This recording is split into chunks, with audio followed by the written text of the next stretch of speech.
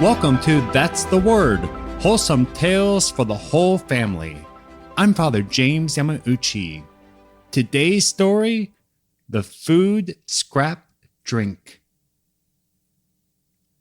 Max acknowledged his sales team as he sat down. The office had been a whirlwind since the embargo, and the company suddenly had no product left to sell. As the head of the company's local branch, Max was at the center of all the action. Amid rising international tensions, the new embargo meant that the company could not import their drink's secret ingredient.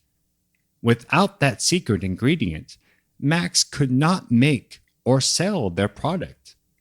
Without any product to sell, the company would close, and all his workers would be left unemployed. But Max was not going to let a little thing, like losing his main product, stop him. He immediately directed his team to begin developing a new drink, something along the lines of the main product, but that did not require the secret ingredient. The sales team knew that the company chemists had faced many challenges in developing the new drink before them. The food shortages meant that they had to get creative, using ingredients like food scraps, fruit pulp, and whey. In the end, the team created a good-tasting beige soda. Now it was the sales team's turn. They had to come up with a name for the drink, something that would catch public attention and make people want to drink it. Everyone took sips of the soda as they brainstormed. Max sat at the end of the table, listening silently to the suggestions. He wasn't hearing any good ideas thus far. He stood up and exhorted his team, "Let your imagination run wild." At that, one of his salesmen blurted out a name. Everyone turned, processed for a moment, then nodded. Max also nodded. They had the name for their new drink. Throughout the war, Max and his company would sell this new drink, remerging with their parent company once hostilities ended. Years later, the parent company would bring back the new drink with a new formula, though this time not relying on food scraps. Today, this drink is one of the most popular soft drinks in the world, a drink invented in Germany after the bombing of Pearl Harbor, when Coca-Cola Deutschland could no longer import the secret Coca-Cola syrup. A drink whose name was inspired by Max Keith's exhortation to his sales team to let their imaginations, ihre Fantasie, run wild. A soft drink named Fanta. And for this week, that's the word. As I think about my life, I don't drink much soda, and I hardly drink Fanta. The main time I drank Fanta was actually when I was in Rome. I don't drink much Fanta here in the States. Why did you drink Fanta in Rome? I guess that was the thing to do. It was available. I mean, how often when you go into a restaurant now do you see Fanta? I mean, you see other Coca-Cola products. I don't really see Fanta up there a lot. Is it up there?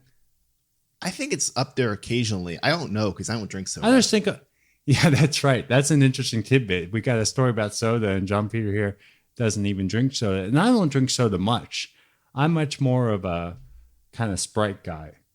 The caffeine-free type stuff. So, but I did have Fanta, and it's very much of a syrupy kind of nature. It's very a sweet drink. We got to do a fact check here to make sure that Sprite actually doesn't have caffeine. What do you mean? I don't think Sprite has caffeine. I'm pretty sure it's caffeine-free. Tell me I'm right. You are right. Thank It's you. caffeine free. Okay, I don't know much about sodas, but I do know Sprite doesn't have caffeine. Okay, I just wanted to do that because I didn't want to be ridiculed by everyone when this came out and they said, they don't know what they're talking about. That's true. Well, we are not soda experts, but this was a very fascinating story, especially with the fact of our German heritage. Yeah, I have to ask to see if any of our family did this technique, but apparently during the war, because Fanta was so popular, it was able to get around some of the sugar rationing. And so people would actually buy Fanta to use in their cooking as a sweetening agent because it was sometimes easier to get than sugar. Really? So yeah, so German housewives would buy it and I guess pour it in whatever they were making. Well, it definitely is a sweet drink. It really is.